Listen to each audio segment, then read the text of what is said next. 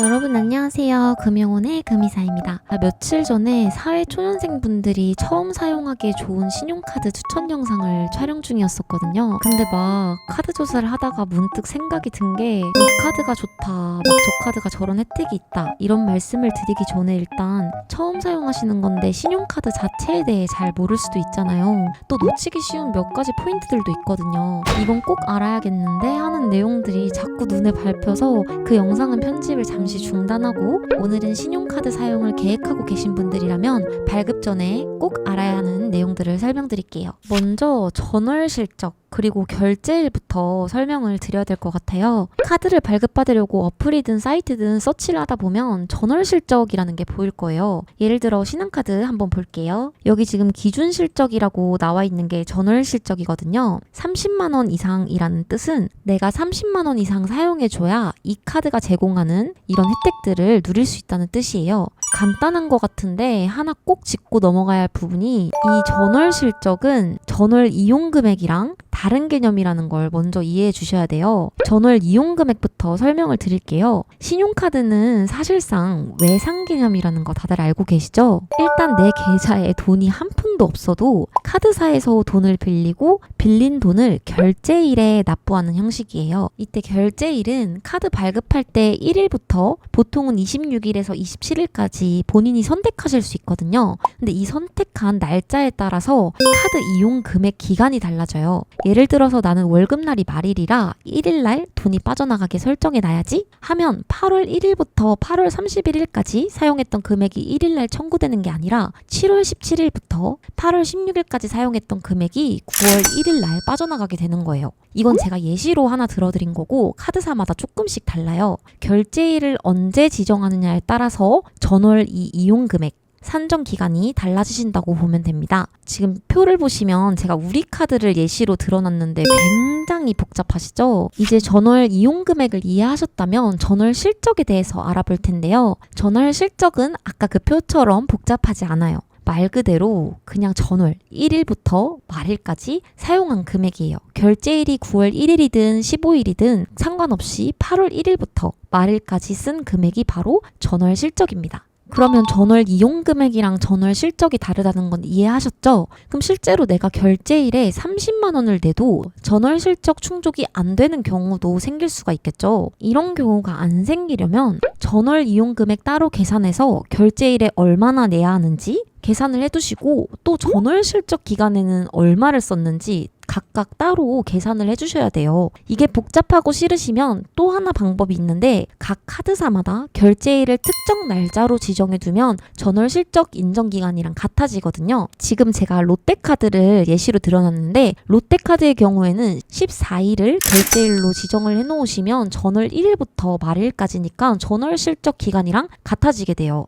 이건 카드사마다 조금씩 상이한 부분이기 때문에 지금 보이는 표를 스크린샷을 해주셔서 한번 나중에 확인해보세요. 그럼 여기까지 이해하셨다면 신용카드도 발급하고 나는 분명히 결제일도 전월 실적 이용기간이랑 맞게 잘 설정을 했고 실적 금액도 잘 채웠는데 왜 전월 실적 충족이 안 됐지? 할 수도 있어요. 이런 경우는 왜 생기는지 설명을 드릴게요. 카드를 발급하실 때 보면 설명서 아래 작게 쓰여진 글씨들을 그냥 넘기면 안 되거든요. 왜냐하면 여기 보시면 전월 실적, 전월 이용 금액 제외 항목이 나와 있어요. 지금 여기 보이시는 항목들은 내가 사용해서 당연히 이용 금액에는 포함되기 때문에 결제일에는 지불해야 하지만 전월 실적 충족 요건에는 포함이 안 되기 때문에 주의가 필요합니다. 지금 보시면 어떤 거는 대중교통이나 택시로 이용하면 또 포함이 안 되는 경우도 있고요. 또 세금 같은 건 무이자 할부도 전월 실적 충족 요건에는 포함이 안 되기 때문에 내가 실제로 결제일에 30만 원, 예를 들어서 30만 원을 넘게 사용했다고 해서 전월 실적 충족 요건에 충족했다고 할 수는 없는 거기 때문에 이 점을 반드시 주의해서 생각을 해주셔야 됩니다. 여기까지가 반드시 알아야 되는 전월 실적에 대한 내용이고 다음 설명드릴 내용은 바로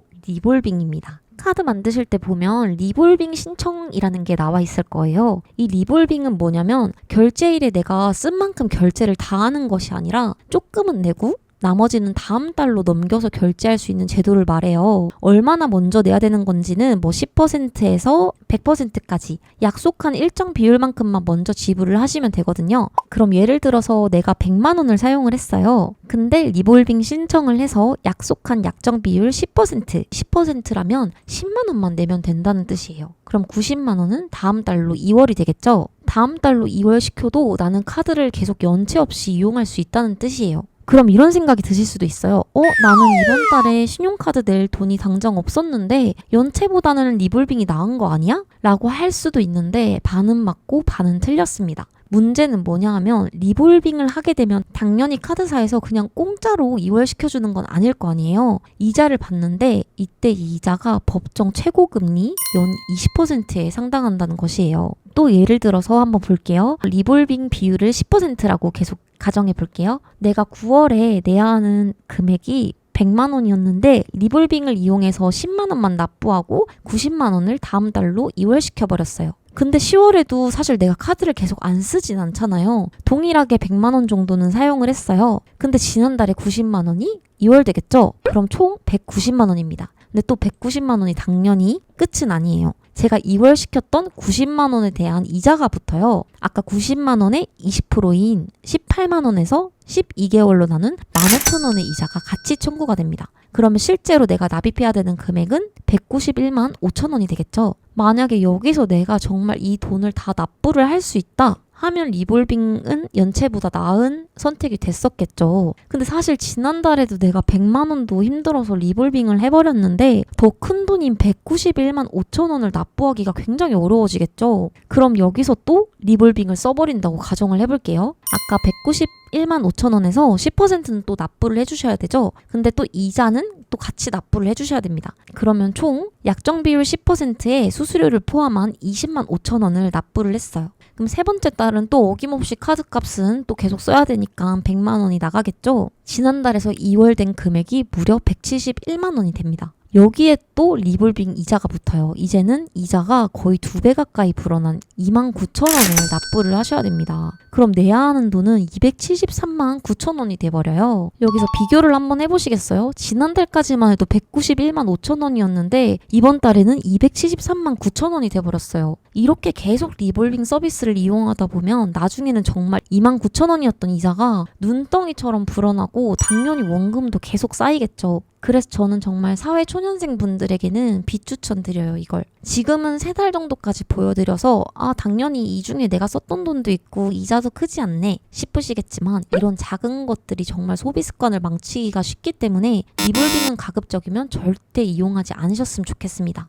그리고 또 이 리볼빙 기간이 장기적으로 길어지게 되면 신용평가에도 부정적이게 작용하기 때문에 카드 발급 받으시기 전에 신청 안 한 버튼을 반드시 눌러주시고 혹시 이미 나는 카드를 발급받았다면 내가 리볼빙 서비스를 이용하고 있는지 한번 꼭 체크해 보시길 바라겠습니다. 그리고 여기서부터는 또 당연한 내용이지만 잘 모를 수도 있다고 생각해서 넣어봤어요. 여러분 당연히 외상이니까 연체하시면 안 됩니다. 돈을 빌리고 제때 갚는 것 자체가 신용 점수에도 중요한 영향을 끼치기 때문에 하루라도 연체되면 안 좋겠지만 특히 4일을 넘어가면 안 돼요. 4일까지는 연체 기록이 안 남는데 5일부터는 연체 기록이 남기 때문에 신용등급에도 영향을 미치고 신용카드가 정지되거나 신용카드 결제 한도 자체가 줄어들 수도 있어요. 신용점수 관리의 중요성을 사회초년생 때는 아직 모를 수도 있지만 나중에 대출을 받거나 한도를 높이고 싶을 때 정말 불리하게 작용하거든요. 이 부분은 나중에 조금 더 자세히 다뤄드릴게요. 마지막으로 신용카드는 체크카드와 달라요.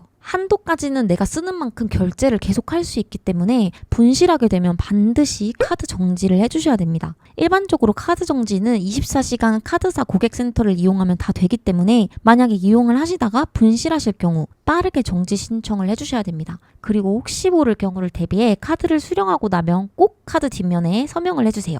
혹시나 누군가가 내 카드로 결제를 해버리는 일이 생겼을 때 카드 뒷면에 서명을 하지 않으면 보상을 받기가 어려워집니다. 오늘은 이렇게 신용카드 발급 전에 반드시 알아야 하는 내용들을 정리해봤는데요. 여러분 정말 중요한 포인트라 진짜 다시 한번 강조드리고 싶어요.